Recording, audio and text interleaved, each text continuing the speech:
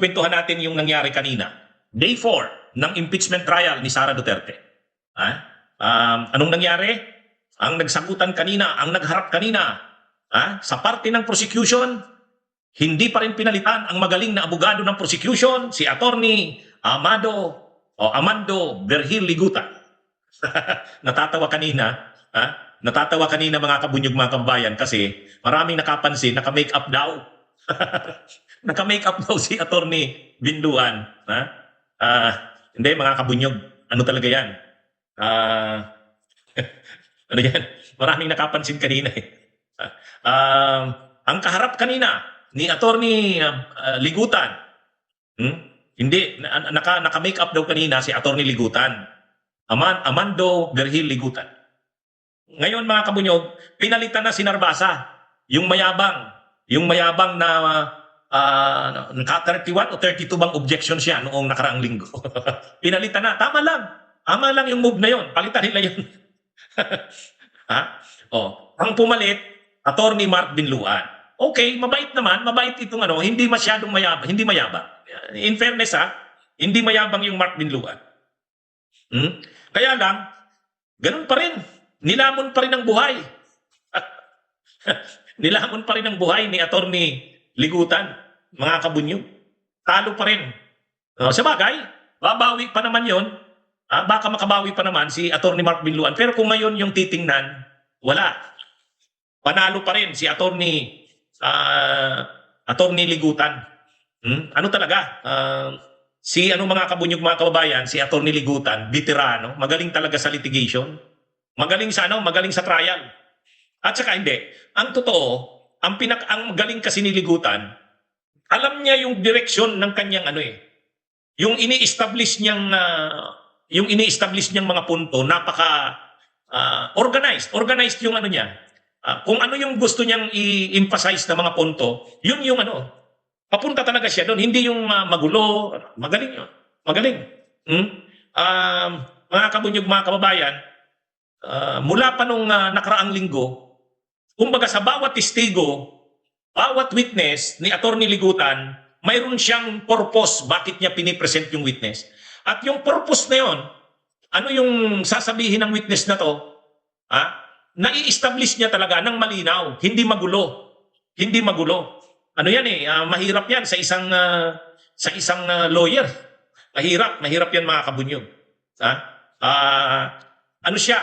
Confident si Attorney Ligutan at ang isa pa kasi, magaling din kasi yung mga witnesses na nakukuha nila. Halimbawa, yung si John Mark Calilong ay magaling din talaga. Tapos ito ngayon, itong si Jeremy Lutok, magaling din. Magaling din, mga kabunyog, mga kababayan. Kita naman natin. So, ang pagkakaiba lang ni Attorney Mark Binluan, yung ipinalit kay Narbasa, hindi ito mayabang. Hindi arrogante, hindi nag-grandstanding. Pangalawa, nag-o-object siya pero bihira lang. Bihira lang. Yung mga objections niya, medyo tama naman na mag-object siya. Tama naman na mag-object siya. Halimbawa, nung nagwaray-waray na si Attorney Binluan, sabi niya, objection, hindi ko maintindihan. Filipino lang tayo sa ka-English. Tama naman yun. Hindi na, siguro tinitisting lang naman tinitisting lang ni Attorney Ligutan yun. Kaya ito mga kabunyog, mga kababayan, maayos yung kanina, yung flow, hindi masyadong nagyayabangan kasi nga yung abogadong iniharap ng defense, nagpalit na sila, hindi na sinarbasa. Medyo matino itong Binluan. Kaya lang, kung titingnan natin, talo pa rin siya kanina Talo pa rin siya. Bakit? Bakit natalo? Ang concentration kasi nila Binluan mga kabunyog, ng defense, ito yung napapansin ko. Nagko-concentrate sila doon sa mga trivial, yung mga maliliit na bagay. Alam niyo mga kabunyog, yung mga maliliit na bagay, hindi na, ang pinag-uusapan dito, impeachment ng ikalawang pinakamataas na opisyal ng bansa. Seryoso ang mga issue sa kanya. Sagutin niyo yung mga issue sa kanya. Ang kinukonsentrata nila, Attorney Mark Binluan, yung mga typo errors. Tumutulong na nga si Amy Marcos Tumulong na si Amy Marcos doon sa mga typo errors. Yung mga errors sa mga yung mga mali-mali doon sa investigation. o ng NBI. Yun yung ano, doon sila ano, yung mga pizza, yung timeline daw mali. Yung mga ganon. Typo errors. Doon sila nagko-concentrate eh. Hindi naman yun eh. Ang pinaka-issue dito, nagbanta ba si si Sara Duterte na ipapapatay niya ang Pangulo, ang First Lady, at ang dating Speaker? O yun muna. Nagbanta ba siya? Pangalawa, kumuha ba talaga siya ng assassin? Kasi sabi niya, kumuha siya ng assassin. Kumuha na siya ng tao, may kinausap na siyang tao. Doon ang issue. Tapos yung ginawa ba na yan ng Vice Presidente ay pasok sa grave threat? Yun. Doon mag-concentrate. Doon na dapat. Ang mga nakikita nito ni Atty. Mark Binluan, yung mga investigation report, yung mga pizza doon, wala, yun. Hindi masyadong importante yun. Sa totoo lang mga kabunyog. Importante yun sa trial sa korte. Importante yun sa trial sa korte. Ito, impeachment court. Ang inaano mo dito, ang kinukuha mo, yung mga senator judges at saka yung publiko. Nanonood ang publiko eh. Saan interesado ang publiko? Interesado ba ang publiko doon sa mga maling pizza? Interesado ba ang publiko doon sa typo errors?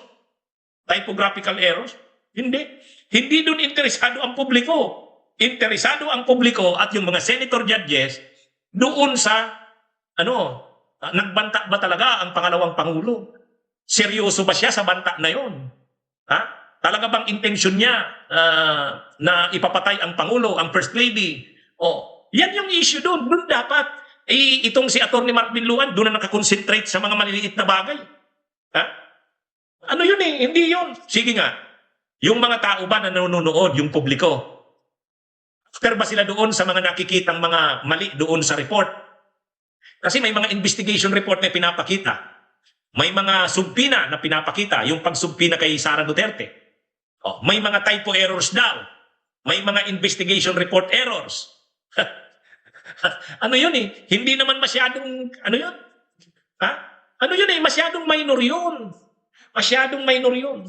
Kaya, sa totoo lang, itong abogadong ito, si Atty. Mark Binluan, parang nasa korte na naghahanap ka ng butas doon sa mga ebidensya ng kalaban. Hindi ito. Hindi naman ebidensya hindi dito masyadong pinag-uusapan yung mga typo errors. Ano yan eh? Mali ang spelling, mali ang pizza, hindi consistent ang pizza, hindi yun.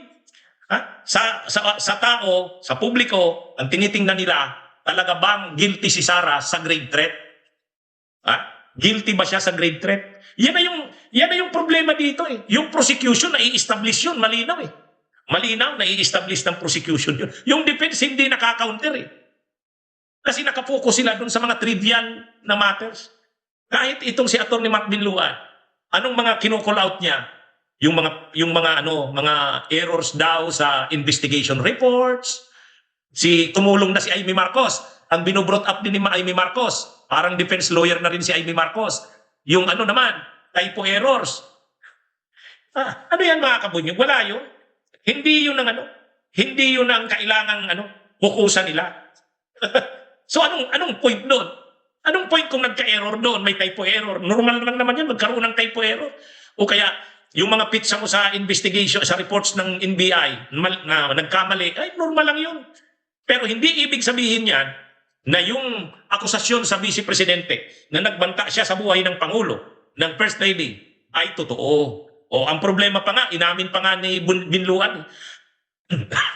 Tinanong kanina si Atty. Mark Binluan, ni Ma'am Aquino, Defense Counsel, napansin mo ba na wala naman kayong sagot doon sa yung aligasyon na ang pangalawang Pangulo, ang Vice Presidente ay nagkontrata ng assassin? Hindi nyo dininay? Sabi ni Atty. Mark Binluan, hindi po, dininay po. Dininay po namin yan. Hindi nyo dininay. Binasa namin yung wala kayong denial. Ay sabi niya, lahat naman po dininay namin eh. General denial. Hindi pwedeng general denial. Hindi pwedeng general denial.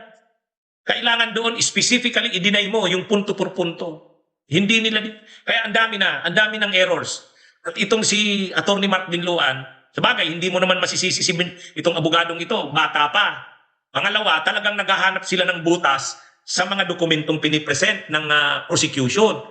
Naghahanap sila ng kaliit-liiting butas sa mamamayang nanonood at kahit sa mga senator judges, hindi sila after doon sa mga maliit na butas.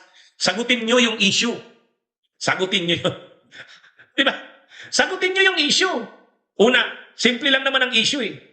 Ang issue, nagbanta ba talaga si Sara Duterte na ipapapatay niya si PBBM, ang First Lady at si dating Speaker Martin Romualdez? Yun ang issue. Yung ginawa ba na niya na yun na pagbabanta, seryoso ba siya doon? May malis ba? May intention ba talaga siya doon? At yun ba ay pasok sa grave threat? Yun ang mga issue doon. Ay itong mga abogado ng defense naghahanap ng kaliit-liiting butas doon sa mga dokumento. Tuloy, nare-reveal na wala kasi talaga silang pang-counter. Wala silang pang-counter. Yun ang problema doon. Kaya, sa korte, pwede yun. Yung mga ganong style, naghahanap ka ng butas. Pero sa impeachment, political ito. Ibig sabihin, hindi ito masyado doon sa mga teknikalidad ng mga ebidensya. Ang taong bayan hindi masyadong tumitingin doon sa mga teknikalidad. Yung mga typo errors, kung ano-ano, mali ang pizza, hindi consistent. Hindi yun. Ang taong bayan, nakita nyo yung reaksyon, pinapanood yung 8 beses nagmura si Sara. Yun ang yun ang ng taong bayan. Nakita nila. Talaga palang si Sara Duterte, grabe. Nagmura, nakailang beses na mura yun. Tapos may ganyan, gusto niya na daw putulin ang ulo ng Pangulo. Di ba? Yun ang nakikita ng taong bayan. Hindi yung mga typo errors, hindi yung mga maliliit na bagay yun. Ang problema, yun ang nakikita ng defense. Diyan sila matatag. Kung ganyan ang style ng defense, hanggang sa dulo, wala. Nakikita nila, ang ibig sabihin nito, itong mga abogado ng defense, naghahanap ng mga butas. Sa sa korte pwede yan. Yung criminal case. Pero sa impeachment, hindi. Yung opinion ng publiko, ang kailangan mong makuha. Yung opinion ng publiko. Bakit? Kasi pag nakita ng publiko na talagang guilty si Sara, yung mga senator judges na yan, sasabay sila sa kung ano ang sentimento ng taong bayan. Doon sila sasabay. Sa tingin nyo, sa pinakita kanina, ano ang pinakita kanina ng defense? Ay ng prosecution. Pinakita yung mga video na nagmumura si Sara, pupugutan daw ng ulo si Marcos. Gusto niya na daw pugutin ang ulo ni Marcos. Toxic na daw ang relasyon. Yun. Grabe yun, mga pinakita yun. Yun ang natanim sa isip ng tao. Kahit nga si Win Gatchalian, nung pinapanood yun, sabi ni Win Gatchalian, napaganyan si Win Gatchalian. Kahit si Chis Escudero, napaganon. Yan yun. Samantalang ang defense, ano ang pinupukusan ng defense? Yung chronology, yung timeline ng investigasyon. Pangalawa, yung may mga typo errors. Pati si Ivy Marcos tumulong na. Wala. Kung ganyan ang nila ng defense, wala yan. Hindi, sa totoo lang. Impeachment ito. Impeachment, hindi ito criminal case. Di ba? Ano yan mga kabunyog? Wala yan.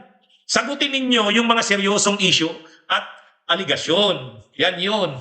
I-destroy ninyo yun. Yan ang problema mga kabunyog.